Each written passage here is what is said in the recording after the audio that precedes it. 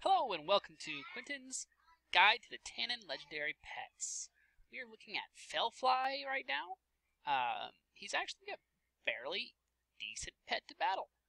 We are going to be using the pet's Nexus Whelpling, Celestial Dragon, and Terraclaw Hatchling.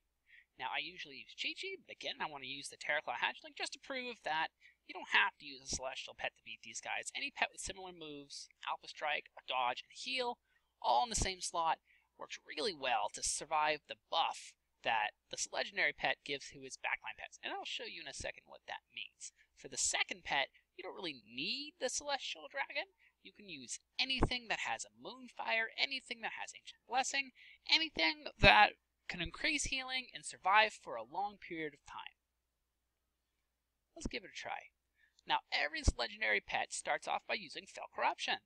Fel Corruption hits you and your backline pets, and it also gives his backline pets a buff that increases the damage they do by 50% and decreases the damage they take by 50%. Clearly that's very troublesome, because that makes him extremely powerful, and we just happen to have a Fen Crab who is rare, so he's going to be a pain in the butt. We're going to start off with Arcane Storm, obviously, because we're going to be mana surging afterwards. Alright, now we're going to mana surge, and hopefully that let's see what that was. Oh, it's just a poison. We're fine. I was hoping it wasn't a blind. I didn't even look what the moves were.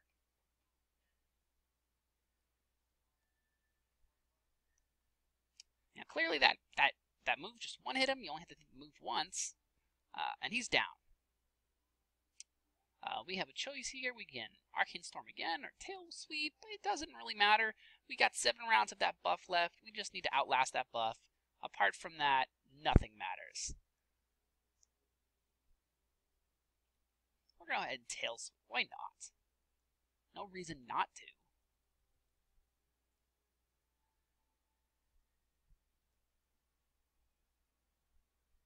Alright, our Nexus Whelpling has gone down. We're going to go ahead and switch. And we're going to start off by Moonfiring. We're going to change the weather a bit. Moonfire gives you 25% additional healing, and that's really helpful, as you can imagine. He's going to try to hit us right now. We're going to let him do it.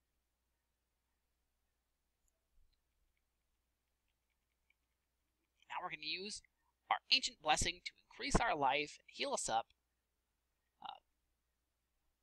We've only got 2 rounds left in this buff. Clearly we're doing very well.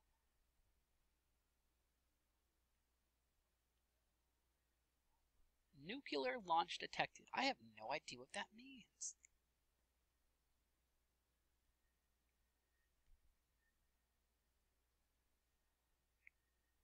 Alright, and there goes that.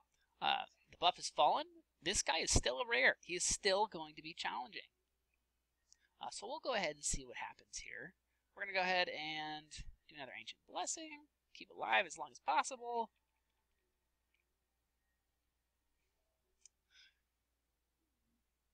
I always wondered why fire moves were not weak against water moves. If you have any suggestions or comments about that, you can go ahead and post them under here in the chat. Because I'd really like to know why my fire move is still burning a water-type creature. Very interesting. At least I find it interesting. You don't have to find it interesting.